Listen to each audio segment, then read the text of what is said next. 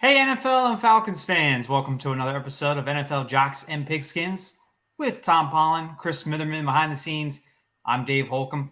Got a really big show for you today, busy show, right? Got a lot of topics to get to today, Tom, with the end of the season for a lot of teams, of course, and the playoffs starting.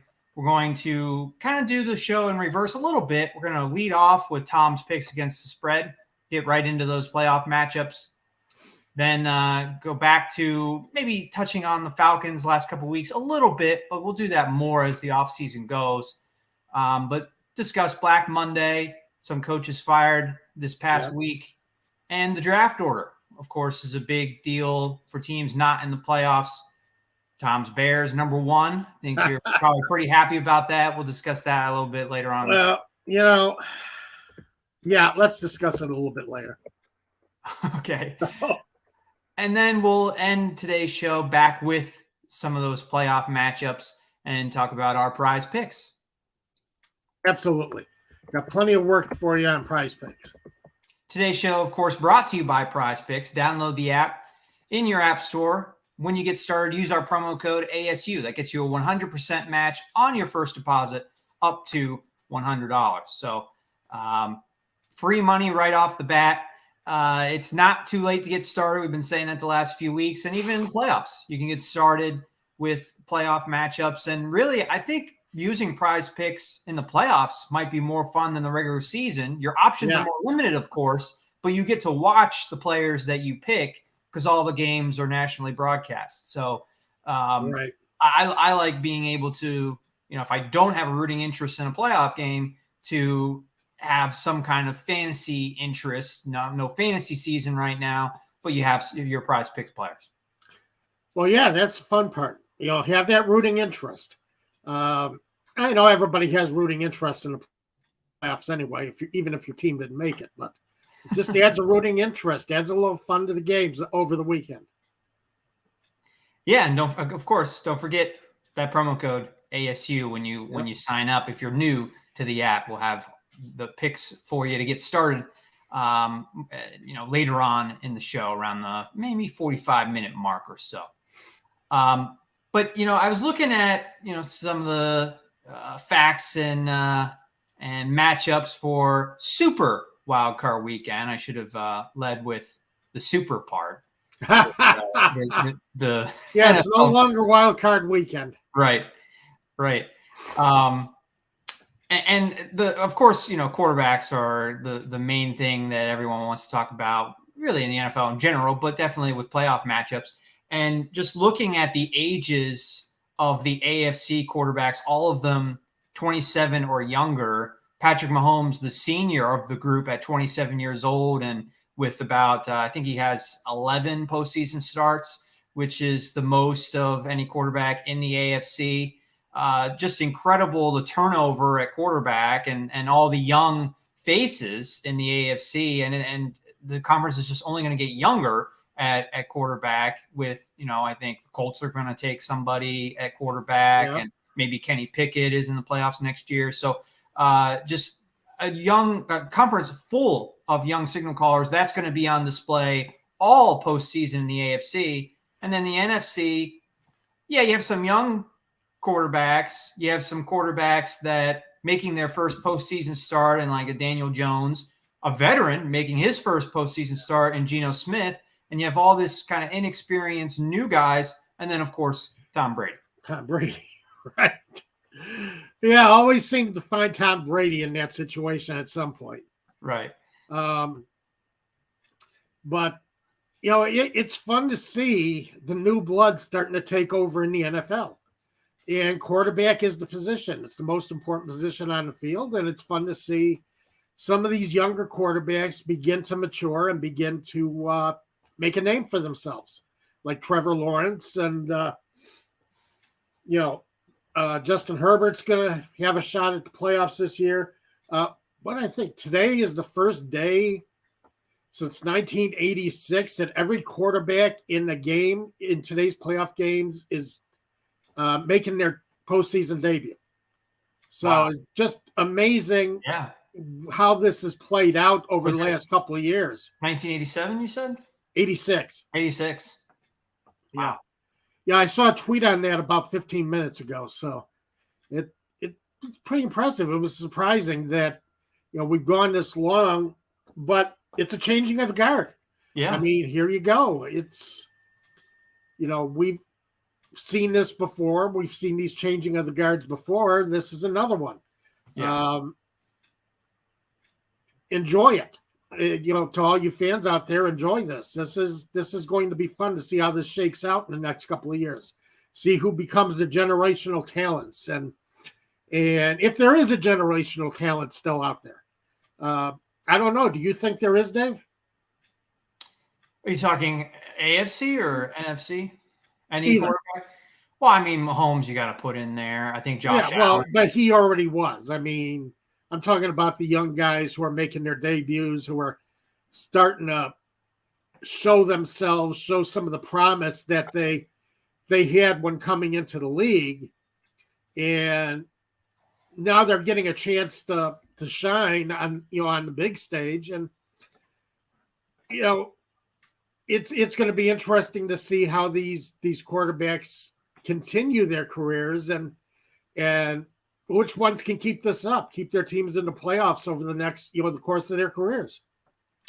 I think Justin Herbert is going to be that generational guy you're talking about. I don't know if you're counting Joe Burrow as already in that category or not, but Joe Burrow's on his way. So, yeah. He played the Super Bowl, though. Yeah, it's hard to say because he is young, but he has played in the Super Bowl. Yes, that's true. So, but yeah, I think those two guys are on their way to being in the same. It's hard to say anybody's going to be in the same category as Patrick Mahomes. I just think he's so special. But, Mahomes, Allen, Herbert, Burrow, those are the guys that you're comparing, that you want to be compared to if you're a young quarterback coming into the league right now. So those are the generational guys to me. I think Dak Prescott is in an interesting situation. I don't know if you're including that game in your Nostradamus predicts or not, Tom, but I took it out. Okay. Obviously he's going up against the greatest of all time, arguably, in Tom Brady, but it's a big game just in general for Dak Prescott, no matter who he was going up against, because just a lot of pressure being the Dallas Cowboys quarterback. He's been at it for a while now, hasn't been past the division round. The Cowboys haven't been to the championship game since 1995, so it's been a really long drought that they would like to end. And I've always been a believer in Prescott, but this is kind of like, is it a make or break game for him in terms of like, I know he's got a long time still left in his career, so he's got time left to make a legacy, but the time is, it feels like the time is now for this Cowboys team, and Prescott's got to come through with a big game. Yeah, I think so too. Prescott definitely has to come through with a game. It's about that time. I know Jerry Jones is going to be a little upset if Prescott can't come through this week. But through this whole season, I've had the Cowboys kind of rated near the top of the league the entire year as far as power rankings. Yeah. About the best power ranking they've had, on my lists for about 4 or 5 years. So they finished number 4 on mine. So this is a team that really does need to be reckoned with. Well, we felt if that they last don't, year, it'll be a huge disappointment. They are set to succeed this year. Yeah. I don't know how high were they on your rankings last year going into that playoff match? They lost to San Francisco. I don't remember. I don't have it in front of me. Okay. I just remember. I mean, San Francisco was I think we hyped them as a tough out. Using that cliche around the 49ers. A year ago, this week, a year ago, but we thought this Cowboys team would go farther than one and done. And all season, I think the Cowboys had a feeling around them that they can go to the Super Bowl. So another one and done would be. Is Mark McCarthy out if that happens? I don't know. It's going to be interesting to see. That's why there's a lot of pressure on this game. There's a lot of pressure on the Cowboys, a lot of pressure on Dak Prescott because of the ramifications if they lose. Right. Dallas was number 3 in my power rankings last year. Going into the playoffs. Going into the playoffs, yes. Wow. And yeah. And there was, I guess they were home last year. They were playing a wild card team, a tough wild card team, but that was more of a maybe guarantee than this year. I know Tampa Bay's had a below 500 record, but you're still playing Tom Brady and you're still on the road, which is a tough matchup for a team that, really looked like a contender and still does look like a contender all year long, but they've got the road playoff matchup in round 1 because they're in the same division as the Eagles, the number 1 seed. Right. So, it's tough. You never want to underestimate Tom Brady, but this isn't the same Tom Brady that we've been looking at the last few years. And I still think the Cowboys are in great shape to advance into the divisional round. The Bucs have been kind of a mess all season, and which doesn't surprise me because we saw when Bruce Arians left this team suddenly, it hit me that maybe all is not well behind the scenes with this Buccaneers team, even before the season started. And I think it's finished off that way, that all is not well with this Buccaneers team. Todd Bowles is ranked number 30 in my coach rankings. Wow. Just ahead of Indianapolis and Denver. So they don't have coaches. So no, not very good. So maybe Brady has done more for this team than we kind of thought at first. Because as I say, he's just, going all over overall, just has not made it. Todd Bowles has not done a good job this year as the Tampa Bay coach. So, and the fact that you're playing in the NFC South also has been a positive for Tampa, because there's no way this team should be in the playoffs. All good points. I agree with all that. Tony Wright making some good points in the comments section. Cowboys will win the ball game in Tampa, then lose by 30 points the following week. That's a bold pick. Very bold with that one, I think. For San Francisco 49ers defense will not give up many points in the entire playoffs. Yeah, I like the 49ers defense. The all-pro teams came out yesterday. They had 4, or was it 3? I think they had 3 all-pro players on defense alone. That is a unit to be reckoned with that I think we've really been hyping since October, really. Yes. We were surprised that the Falcons beat them, and we thought that was a good omen for the Falcons the rest of the season. Didn't turn out that way, but San Francisco really got hot, and they're entering the playoffs on a 10-game winning streak. Yeah, you consider that San Francisco's on their 3rd quarterback this season, and they're still running hot and still heading full steam into the playoffs the way this is going. So you have to be – you can't count out San Francisco this year. They are very definitely a Super Bowl contender. Could easily end up in the Super Bowl. Yeah. So even with Brock Purdy as quarterback, and Purdy's played fairly well, but this team rides on its defense. So I don't think you have the 49ers Seahawks game in your Nostradamus predicts either. So which games are you going with? What are you looking at for your predictions? Well, I am looking at the Jacksonville Jaguars. I think they're going to beat the Los Angeles Chargers.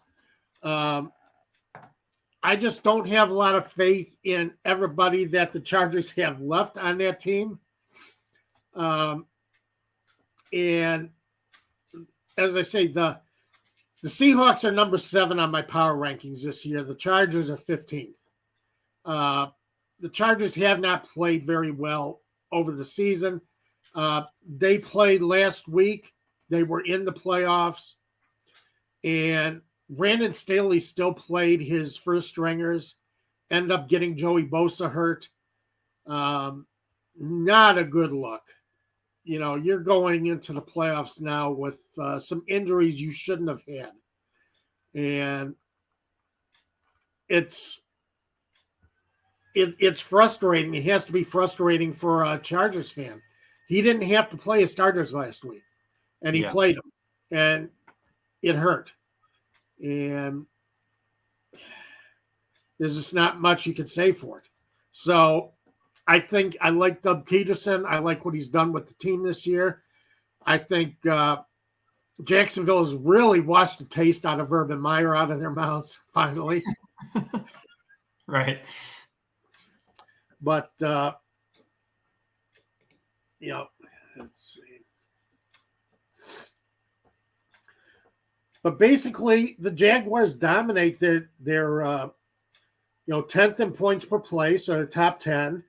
They're 10th in net passing yards per attempt. Passer rating 9th. So Jeff Lawrence had a decent season throwing the ball. It looks to me like they're hosting the game, and I think they're going to come out on top tonight. My second game is Buffalo Bills minus 13.5 hosting Miami. You're facing Skylar Thompson. I mean, Miami has got to run Skylar Thompson out as a starting quarterback this week. And I think Buffalo at home is just going to eat. And it's not going to be a pretty thing. I think Mostert is hurt. I think Mostert's going to be out for the playoffs, which is also damaging for Miami's chances. Because he keeps teams honest and allows those receivers to get open. But they're not going to have Mostert. And, even with Tyreek Hill, on the roster, once Tua went down, the impact of those receivers.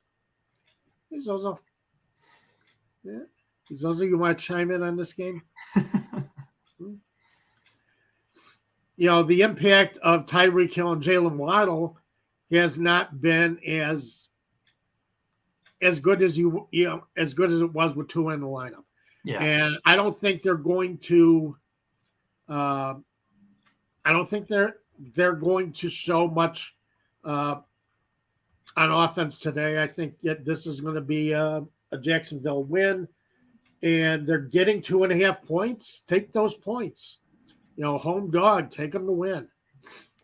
I was going to take the Cowboys over the Bucks. I don't know. The Cowboys offense is last week. I had a few problems with seeing how they played last week, and I'm not willing to bet against Tampa Bay yet. Just not. So I'm going to go ahead and take the let's see, where was I? I take the Bengals minus 8.5 against Baltimore because Baltimore is running with their third string quarterback too. Tyler Huntley, Lamar Jackson will not play. Tyler Huntley is out.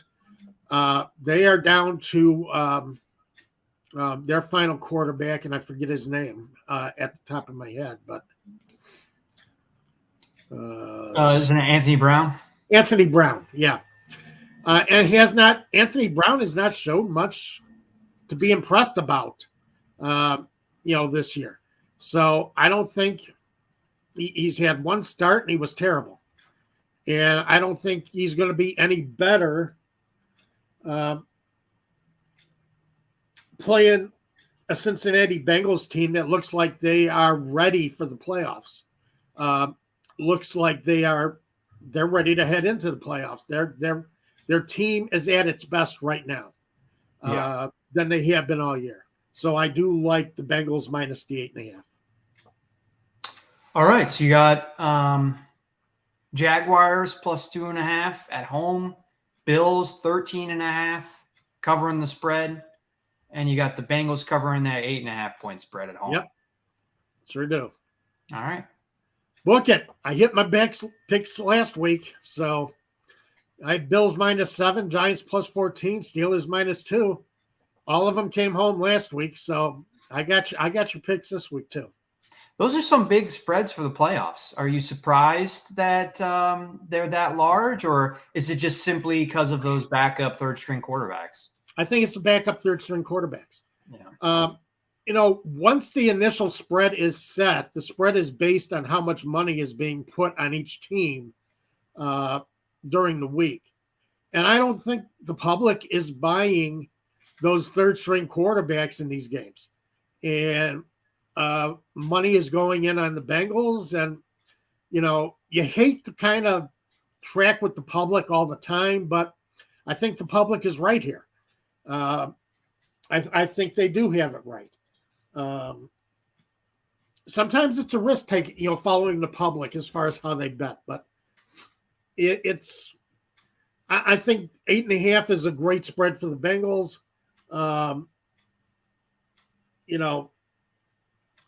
13.5 the Bills, but again, you're playing a Miami team that's just beaten up. And I don't think the Bills are going to spend a lot of time. I think the Bills are going to put them away fairly handily. Yeah. Okay. Can't say I disagree necessarily. Tony does disagree with you with your Chargers pick. You picked the Jaguars. He likes the Chargers in that game. Okay. All right. We'll see, Tony. I'm going to be coming at you next week, Tony. You wait and see. I think the Chargers are good, but I think they sustained a couple of injuries last week that are going to hurt them in this game. And I don't have any faith in Brendan Staley as their coach. So that also has a lot to do with it. So it's, I think coaching plays a big part in the playoffs, and I'm not a big Brandon Staley fan. I think Justin Herbert will play well, but I don't think San Diego has enough on the plate to be able to win this week. Los Angeles. Los Angeles, San Diego. Oh my God. Whoa, we went in a time machine there. Like flashing back, yeah. Oh man. We've got a comment from Todd. Justin is a QB that can throw 4 interceptions, and that coach of the Chargers is a weird dude. So he agrees with you with that. He agrees with me. Todd is not a Brandon Staley fan either. No, as I say, Brandon Staley, how he makes a decision to play, his starting lineup last week, and it didn't make any sense to me. And he hurt the team doing that. And I don't think they're going to come out on top. So, yeah, Justin Herbert, actually, he's done all right this year. He's thrown 25 touchdown passes, only 10 interceptions. So, not necessarily the interception machine I think Todd is looking at, but still, it's going to be hard for him with Williams out this week. Mike Williams is not going to be playing. So one of his big targets is not going to be on the field. Well, we're not huge fans of Staley. At least you definitely aren't. We haven't been fans of Cliff Kingsbury for a couple years now, calling for him to be fired, and he was on Monday. Yeah. And he joined Lovie Smith, who I guess maybe was fired late Sunday night. But those were the two head coaches that were fired this past week. And, of course, we already had the 3 openings in Carolina, Indianapolis, and Denver. So in light of the 5 openings, 2 head coaches fired this week, Gary asked, are you surprised it was only 2 head coaches, Tom? He was expecting a blacker Black Monday. I think most of the coaches that we expected to be fired this season, that were on the hot seat this season, I think had already been fired. Matt Rule, Hackett, Nathaniel Hackett, um, Frank Reich, who before the season I kind of put out there that Frank Reich was on a hot seat and definitely earned that rank as the season went on. I'm not surprised he was fired either. So I think some of the Black Monday action, normally a team will wait until the end of the season because there's not much you can do with an interim coach in football. You're not changing the culture much. You're at a point where the players are what they are, and you can't do much with an interim coach. So that's kind of why I'm not surprised that it wasn't a Black Monday. They had a lot of coaches changed positions last year. So yeah, I think we had a record number of head coaching openings last year. Yeah. So, yeah. So it wasn't going to happen again this season. I think enough coaches showed that maybe they have their teams in the right direction to merit another season. I actually think Lovie Smith merited another season. But before the season began, I thought he'd be one and done just because the Houston's such a terrible organization. I don't know how you can fire a head coach 2 years in a row with the situation that the Texans are in. I think just in general, though, I think a good rule of thumb, you don't fire a head coach after one season unless it's an absolute disaster. And an example of, an absolute disaster after one season is Nathaniel Hackett. Nathaniel Hackett, yep. Hackett deserved to be fired. That was a disaster. But, I mean, unless it's just a dumpster fire, the Texans, I know they had a bad record, second worst in the league, but didn't really think they were a dumpster fire compared to what the expectations were. And you fired a head coach after one season last year. That's just – you have to have some type of stability, and there's absolutely no stability. And I don't know how you're going to court a hot coordinator. I know that guys in those positions just want to be head coaches, and there's only 32 openings, blah, blah, blah, those cliches, and they might want the Texans job no matter what. But I think if I'm a top coordinator, I'm not interested in Houston because they're just unless you take a bad team to a winning record, seemingly, you're getting fired. Yes. And as I say, Houston, they don't have any stability in that organization right now. It's a bad organization. You could see that after they fired David Culley after 2021. Yeah. He actually had that team playing fairly well down the stretch. And you could see some cohesion in that team and maybe a possibility of growth with a good draft. And Culley didn't last past Black Monday. They cut him out right away. Yeah. And that kind of told me it told me a lot about Houston and what they're about. And what they're about is not very good. Yeah, I absolutely agree. Cliff Kingsbury fired as well. That didn't surprise either of us. Felt like that maybe he was I know they made the playoffs last year, but so I guess you weren't going to fire him last season. But it just seemed like this was coming for a while. The Cardinals are a team that really did not play well at all during Cliff Kingsbury's era in November and December. They always tanked at the end of the season. This year, the beginning of the season didn't go well either. And, of course, Kyle Murray got hurt, and then everything just fell apart. So, and the Cardinals are looking for a new GM too.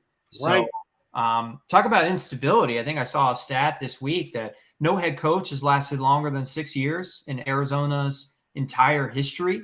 And of course, that dates back to farther than when they were in Phoenix, back to St. Louis and Chicago. So the Cardinals, I think, have been an organization since 1940. No, the Cardinals are the oldest organization in the NFL. Older than Green Bay? Yes. Older Really? than the Bears, older than Green Bay, yes. And they've never had a coach longer than 6 years, I believe, is the stat I saw this week. Probably very, very accurate because it's an organization that's never been very good, actually. They had Coryell for 5 years. Jim Hannafin made 6 years. So, yeah, Ken Wisenhunt did 6 years. Bruce Arians did 5 years. But Kingsbury, that team was never very good. And he was in over his head, I think, from the start. And Steve Keim did not do a very good job of building a roster around him. I know you're going to find about the same number of Arizona fans saying that Kyler Murray wasn't the answer that will say that Kyler Murray is the answer. Kyler Murray just got a huge contract extension for big money. But so did Cliff Kingsbury. Oh, I was just about to say that. So did Kingsbury. But when it comes to who is going to get fired between a coach and a quarterback, it's going to be the coach. I don't care what contract extension he got. It's going to be the coach. So, not surprised at all. No coach has lasted more than 6 years at the helm of the Cardinals franchise since 1920. So, yeah, which is shocking. I mean, Bruce Arians has the most wins in Cardinals history with 49. And as you said, the oldest franchise in the NFL, you would think a head coach would have more than it would have reached 50 wins for that team at some point. Never happened. No. Well, back in the early days, they didn't play. I think they played 12 game seasons. So, they didn't play, long seasons. So that's true. But again, they haven't had a head coach that long. 6 years, right. Longest. Nope. So not surprised. As I say, Kingsbury didn't surprise me. I think he lost that team early and they stayed lost. Then you had that controversy at the beginning of the year about Kyler Murray's contract and that clause about minimum time studying film at the beginning of the year. Yeah. And I think that just created a lot of conflict for the team. Yeah. So this was almost a lost year for Arizona before it started. Two other points I want to make about Kingsbury. You brought up the contract extension he got last year. It seems like it's a new thing that NFL teams want to give out big contract extensions maybe before they should. Is that just a perception that I have that's maybe not entirely accurate? Or how do you feel about that? Because Frank Reich did this. It was the same thing with the Colts, with Frank Reich and Chris Ballard, who's going to remain GM in Indianapolis, but a lot of people thought he should be fired too. And the question is, do they not want to pay another GM and another head coach? But with the Cardinals, you could ask the same question. Do they not want to pay a new head coach and pay Kyler Murray to go away? So why all of a sudden does it seem like owners are giving out these huge contract extensions to guys that, in the media, or at least in our opinion, don't deserve it? Is that like they want to convince the public that these are the guys, so they give out these big contracts and then don't care that they have to eat the money later? It seems very odd to me that it's happening twice in the same offseason. Well, these guys make the playoffs, and then, all of a sudden it becomes a fan. The fans, the wave kind of goes in the direction of, we got to lock this guy in. He got us to the playoffs, and we're going to go farther now. But you got to look at it overall. Going into the season, I looked at it. Frank Reich was not, you can almost say the Colts did better in spite of him. And that's why he was on my start of the season hot list, because I didn't think he had done a very good job. He only made the playoffs 2 in 4 seasons, or twice in 4 seasons. So, it was a team that had fallen apart at key times that I didn't think, but again, he makes the playoffs, and you've got a lot of fandom that says, we have a successful coach, let's lock him in. Well, he might not be a successful coach as you think. Again, it comes to the point of we don't want him to get away. So we don't want somebody else to swoop in and sign him if he's on the last year of his deal, or we don't want a college to come in and grab him. We're going to lock him in right here. He's going to be our man. He's going to take us into the future. And a lot of times you're only looking at that one playoff season. You're not looking at the overall record, the overall ability of the team. What has the team done under this coach? Yeah. And if you look, you will see some of the weaknesses of these guys as they've gone forward. Cliff Kingsbury, bad second halves of seasons. He did it every year. Yeah. Should have been a warning sign. Yeah. But it wasn't. They made the playoffs and they felt good about it. So it does happen a lot as far as coaches go, as far as players go. If players have a one key season, then suddenly you can get roasted by the fans for letting somebody go that maybe should not have been, he had a career year. It happens in baseball too. Guys have a career year, get overpaid, and that's the last time you see them in an all-star game. See them at the top of the stats, top of the list. And, sometimes you panic in the wrong direction. You panic and say, well, we've got to lock him up. And instead of being patient and saying, maybe we should look at this guy a little bit longer. Maybe the signs from this season don't follow the signs from the previous seasons. So, well, in the case of the Colts, I think they got caught in the middle, which they should have or could have stayed more patient with the contract extensions for Ballard and Reich. I guess the Jim Irsay thought they were doing well in the post Andrew Luck era, doing a good job of overcoming not having him at quarterback. And it turned out they never really solved quarterback. And, no, they didn't. You can blame Frank Reich for that to a certain extent because he's an offensive mind. He's calling the plays, all that stuff. He's doing the game scripts, and those were pretty bad game scripts this season. They got off to slow starts under him.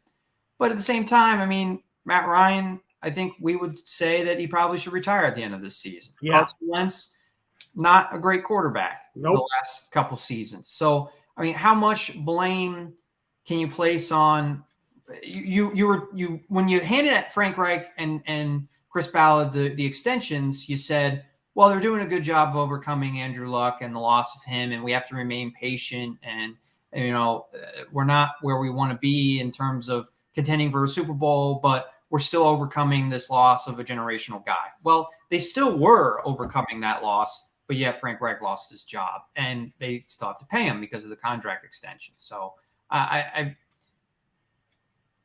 guess I'm advocating that they should have kept Reich. I think they should have kept him at least the second half of the season. But it's just I'm just making observations of it with the. Well, I don't think firing Reich in the middle of the season did them any favors. Yeah, it helped them get a higher draft pick. Huh? It helped them get a higher draft pick. Yes, it did. True. But, there was no reason to fire Reich when he did because he weren't going to be any better as the season went on. Ballard's the guy who couldn't balance the quarterback situation. Yeah. And you can't blame Frank Reich for the offensive line collapse for the Colts. Although you can blame Frank Reich for urging that they bring in Carson Wentz. Yeah, that's true. But I think that was another situation where they probably shouldn't have brought in Carson Wentz. Looking back now, that was a mistake. And I get it. You don't want to live with a mistake. But didn't they make it worse by then turning around, trading Carson Wentz for less than they got him for, and then acquiring Matt Ryan? And I mean, the team got worse record-wise. I mean, you might have been able to build something with Carson Wentz, also a younger quarterback. I don't know. I think because he failed in Washington too. That's true. I mean, there's no there as far as Carson Wentz is concerned. I think he's shown everything he's going to show as a pro quarterback. He is not going to take any team into the Super Bowl unless, yeah, no, he's not going to take any team in the Super Bowl. Now, Ballard did roll the dice on Phillip Rivers, made a playoff from him. And I think they went into the season thinking that Matt Ryan still had plenty left, but was in a bad situation in Atlanta. And turns out, we saw as the season went on, Matt Ryan didn't have as much left as we all thought. Well, also the Colts were another bad situation for him. And the Falcons ended up having a better offensive line than the Colts did. Yeah. Colts had a terrible offensive line. And again, I was starting to say that Frank Reich, I don't think he's to blame for that either. General manager is the one that refused to have an NFL-ready left tackle. And there was regression at, I don't think Quentin Nelson was as good. I don't think Braden Smith was as good. Ryan Kelly. Those are their Pro Bowl, all-pro offensive linemen that you can't blame anybody but them for their performance. But they're playing next to a guy that is replacement level or below replacement level at left tackle. And the cliche goes, you're only as good as your weakest link. And when you're a unit, well, their weakest link at the most important position along the offensive line was terrible. So they had a terrible offensive line. Yeah, exactly. So, but again, you look upstairs to Chris Ballard for that. And, I'm blaming Chris Ballard too. That's not Frank Reich. That's not Matt Ryan. But apparently Jim Irsay believes differently. He decided that Frank Reich was the problem. And because Reich is gone. Matt Ryan's going to be gone. And Chris Ballard's still there. So Ballard's going to be there to try and right the ship. But Ballard is the guy who has not been able to find the pieces the last couple of years to right there. So it's going to be interesting to see how this goes.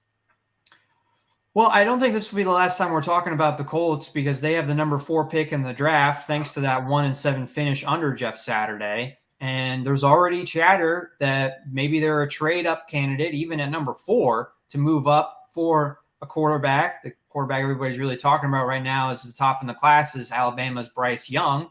And I think the top trade candidate for Indianapolis is the Chicago Bears, who ended up with the number 1 pick thanks to the Colts losing to the Houston Texans in Week 18 and the Bears also losing to the Minnesota Vikings. But how excited is Chicago to have the number 1 pick? It's the first time in a long, long time that they're picking number 1. I think the late 40s, right? First time they're no, they've never picked number 1 in the NFL draft. They have never held this. No, because the one year where they were tied for worst record in the league, they lost a coin flip. That was to the Steelers. I know that history. That was to the Steelers. Yes. The Terry Bradshaw draft. Right. Well, Steelers and the Bears finished 1-13, and the one win that the Bears had was over the Steelers. And so that was the closest the Bears have been to being picking number 1 in the NFL draft. So it's interesting. I know Bears fans are excited. Now you got the split saying, well, the Bears should kick the tires on these quarterbacks. Or, the Bears should trade back. Let's see, what they can do as far as trading back and getting a group of picks, because there are a lot of holes to fill on this Bears team. It's not just one hole that they need to fill. They got a lot of holes on the offensive line. Defensive line, they're terrible at rushing the passer, and we've seen that in Atlanta now over the last 3 years. If you're not rushing the passer, you're really not. Your defense cannot reach its full potential if you can't start getting the passer. And so, the Bears got a lot of problems, and a lot of people are saying that this is the perfect time to get a haul of draft picks and do something about it. So it's going to be interesting to see. There's going to be tons of rumors going forward. It's going to be interesting to see how they attack it. And As I say, you're going to see about 50 rumors a day out there about what the Bears are going to do with the pick. But I personally think they're going to move back and a little bit and take, get some extra picks out of the draft to a team that needs one of those quarterbacks. But it's exciting to be the number one pick, but it's also disappointing because you got to lose your ass off over the course of a season to get it. Right. And it's very frustrating to do. It's very frustrating to watch. Oh, you're also going to have half Bears fans saying Justin Fields is not the quarterback. Half Bears fans saying Justin Fields is the quarterback. Forget the quarterbacks. So, it's going to be that kind of spring here in Chicago. Yeah, that makes sense. I think trading back for them it makes a lot of sense too.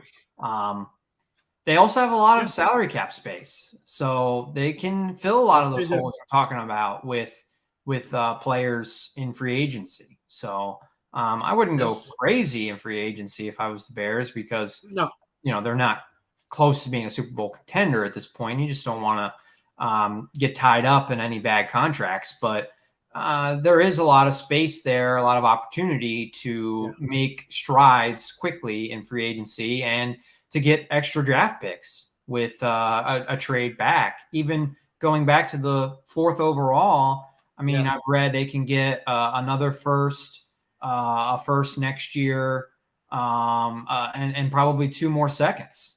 So, that's a big price to pay for a team like the Colts to get a quarterback, but in this league, a franchise quarterback. In this league, you have to have him. Right. That's what I'm saying. You can't if you don't have the quarterback, you may as well, you're not going very far. So that's the thing. If the Colts really want to start contending again next year, you got to make that jump. You got to do it because who's the second? There's 2 quarterbacks that everybody's looking at this year. I haven't actually looked at the draft yet because of work.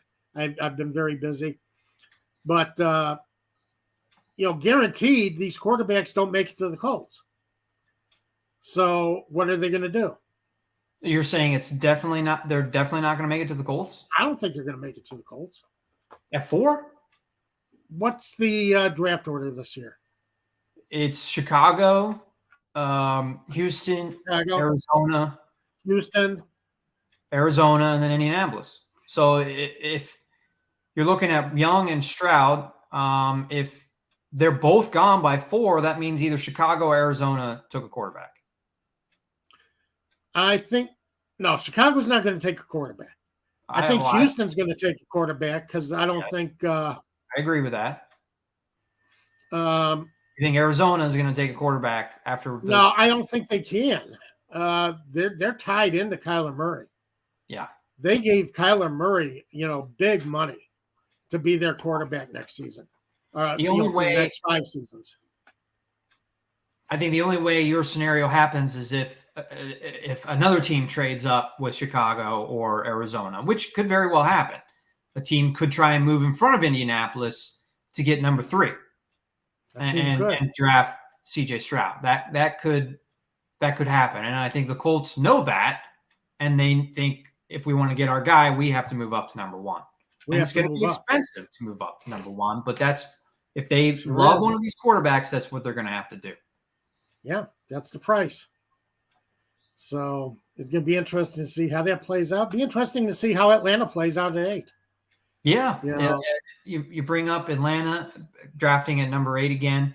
By the way, Tom, I hate to challenge your history, but I double-checked Pro Football Focus. They had the Chicago Bears first overall in 1947.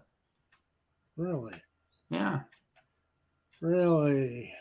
Oh, God. Okay. They drafted halfback Bob Fenimore. Okay. Well, they wasted that pick.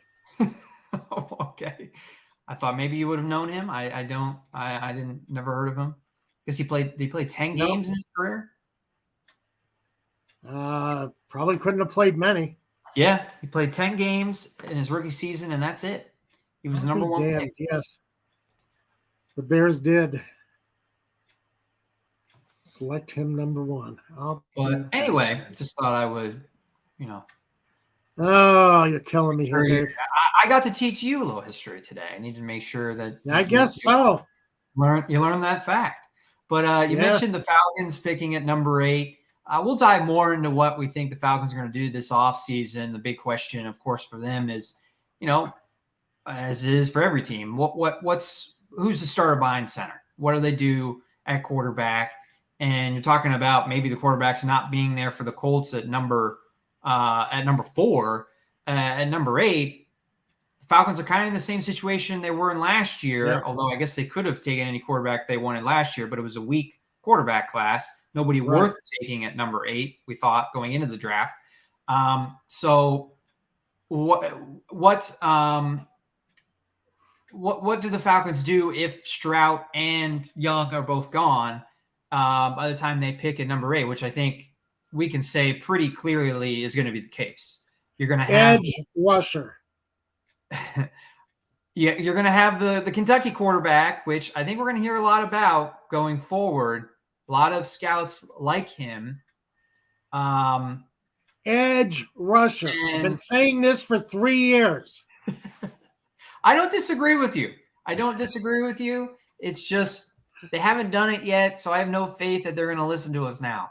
So, and quarterback is going to be on their mind if they like Will Levis. Don't you think they're going to take the quarterback at number 8? No. As good as Drake London's been, I didn't want to see Drake London get picked first last year. Well, I agree with you. I didn't want that either. Because Ekibite did not turn into the pass rusher that they thought he was going to. You got to get somebody on the edge. You got to get somebody who can complement Grady Jarrett. Jarrett's doing all the work. You got to find somebody else who can help him do the work. He's taking a double team. You should be able to find somebody who can rush in from the edge. It's just ridiculous that the Falcons have not found a pass rush with Grady Jarrett in the middle of that line. So, you got to find an edge rusher this year. I don't care what position looks strong. You're going to have an edge rusher who's going to be worthy of being picked at number 8. Take him. Period. I don't disagree. It's just I don't think it's what the Falcons will do because it's not what they are. I know. I'm going to leave it at that. I will talk about the edge rushers they should take at number 8 all spring, but I don't think they will. They will be looking at offensive positions, probably offensive line, quarterback.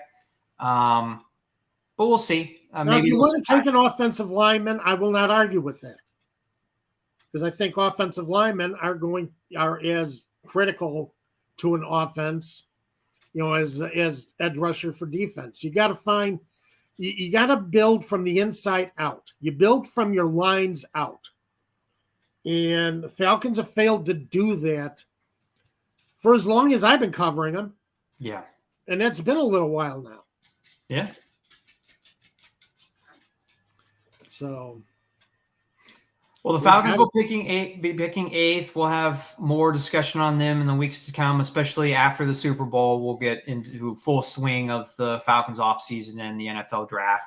The Steelers and Lions, big disappointments last Sunday. They both won, but did not make the playoffs. They didn't get the other teams to lose that they needed to make the postseason. They're rounding out the draft order that we know of as of right now. Steelers picking 17th, Lions picking 18th. I think those are 2 teams to watch going forward next season, especially the Lions. A lot of chatter around them. And both their coordinators are getting interviewed right now for head coaching jobs. So there's going to be a lot of hype around Detroit going into the offseason. And that's exciting to see. I know maybe not in Chicago, but I spent a lot of time making fun of Dan Campbell at Detroit. And, he's got that team buying in. Yeah, they love it. It's really something how he's picked that team up. And they were playing for nothing Sunday night, and they still played. They came out and they gave the Packers everything they could handle and beat the Packers. And, you got to admire that when a coach can get his guys to go out there and say, this is our rival. If we can't be there, they can't be there either. And that's the way it worked. It was beautiful. Yeah. Yeah, no, I absolutely agree. And I made fun of Dan Campbell as well. And you know what? I think he is improving as a head coach. I think Rich Eisen said that this week on his show, that we talk about players improving. We don't really talk about head coaches improving and getting better as they go. I think Dan Quinn 2 years ago, maybe we questioned his hire, that he wasn't going to be a great head coach, wasn't a great head coach when he was an interim in Miami. He's gotten better, and his team has gotten better with him, and they're going to be a team to watch next year in the NFC. So, and it's been a while since we've said that about the Lions. So yes, it is. That's exciting for, I think, the NFL at large, but definitely for Lions fans. Well, the surprising thing is that it looks like the Lions actually have their quarterback in Jared Goff. Yeah. It looks like they do have a guy who can lead that team at quarterback. I don't know. Stafford was getting on in years. Maybe the Lions did get the better of that deal. I know the Rams got a Super Bowl out of it. Right. But, Goff has done a good job with the Lions last year, especially in the second half of the season. So it's going to be interesting to see how this develops over the summer and into next year. And they're going to add 2 more first-round picks, one of them being the Rams pick at, I think they're picking number 6. So, and they're not looking at, the quarterback, the top 2 or 3 quarterbacks that could be there at number 6. They're not looking at that with Jared Goff. So they're going to address another position with hopefully a star, a top 10. Exactly.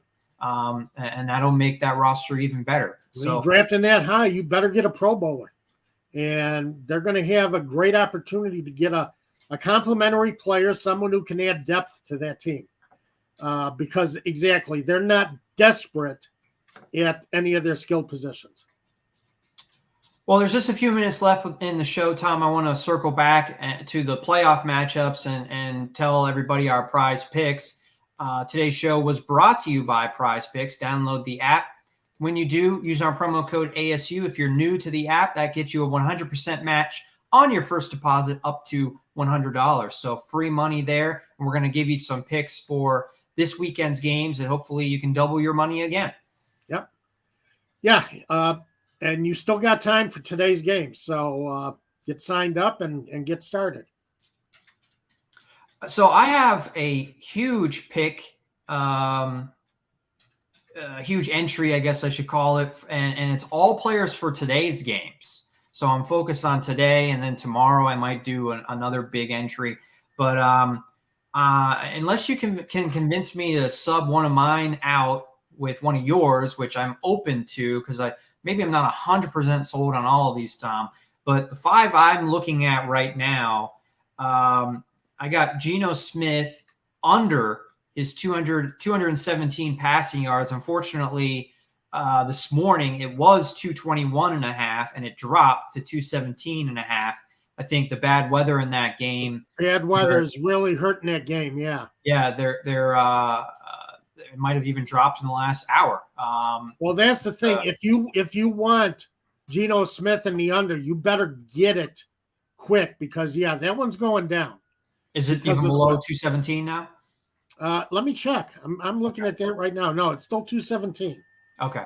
I still think I don't love going with the unders on Prize Picks, but in this case, neither do I. The weather, I'm going under in the passing yards for Geno Smith. George Kittle and DK Metcalf together combined 0.5 touchdowns. So basically you're betting on whether or not Kittle and Metcalf together are going to score once. I'm going over. I think they're just 2 big playmakers in those offenses. I think one of them will score. Kittle had 2 touchdowns the last time the Seahawks and 49ers played. I have Austin Eckler over 92.5 yards from scrimmage. He averaged more than that during the regular season, the whole season. He averaged 96.5 yards from scrimmage per game. So I think he'll go over 92.5. And the other two I have from tonight's game, Keenan Allen over 7.5. Over 7 receptions. He was over that in 4 of the last 5 games in the regular season, Tom. And then Justin Herbert, Trevor Lawrence combined for 3.5 passing touchdowns. I saw that one. I saw that one on the site. I was thinking about that one. So Okay. Not bad. I like the Geno Smith one because I think that weather conditions are going to keep that ball on the ground. That's kind of why I'm taking the 49ers to win that game, because they're better on the ground. Christian Kirk, I think tonight goes over 57.5 receiving yards for the Jaguars. And I think Justin Herbert goes over the 37.5 pass attempts. I think he's going to be winging that ball. And he's done that quite a few times this year, gone over that number as far as pass attempts. I think he gets over 37.5 pass attempts. I think I might like that one more than the Herbert-Lawrence combined touchdown entry. That one's kind of exciting. And, if you're watching the game, you're rooting for scoring. If you like offensive scoring, that's kind of a fun one to have in your entry. But I think it's probably more realistic to have the Herbert passing attempts than 4 passing touchdowns in the game. Yeah. Well, what do you think? You like the Herbert attempts too? I like the Herbert attempts. Yeah. Because I think he's going to be slinging it all game. Yeah. So that's what we got for you this week for Prize Picks. Thanks for watching, everybody.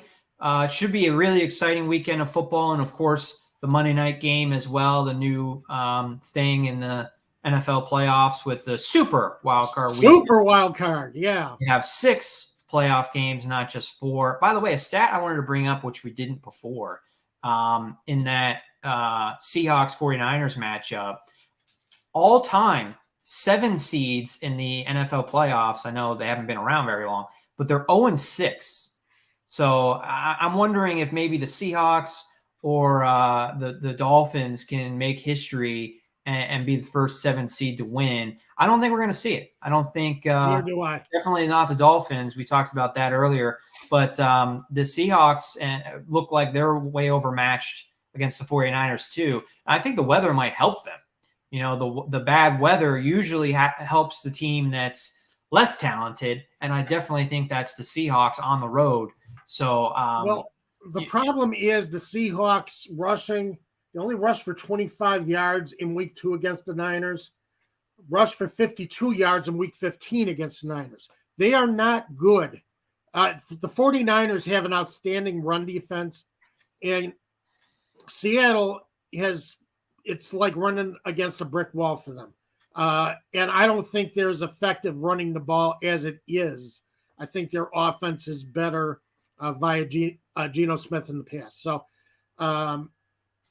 that's another reason why I say San Francisco covers this spread tonight.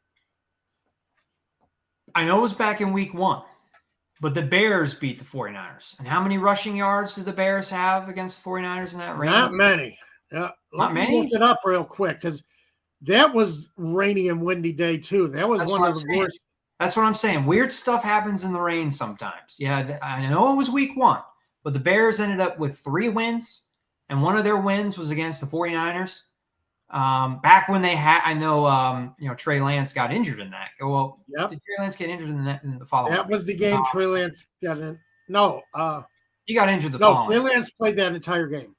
Yeah. Okay. So they had their starting quarterback from in Trey Lance, but I'm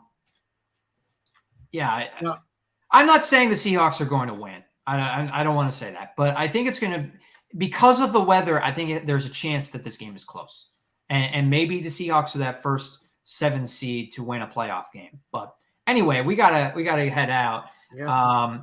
And enjoy the playoffs, everybody. Enjoy the 6 matchups, and the last one being on Monday night. And we'll be back next Saturday at noon Eastern time. Absolutely. Have a great week, everyone.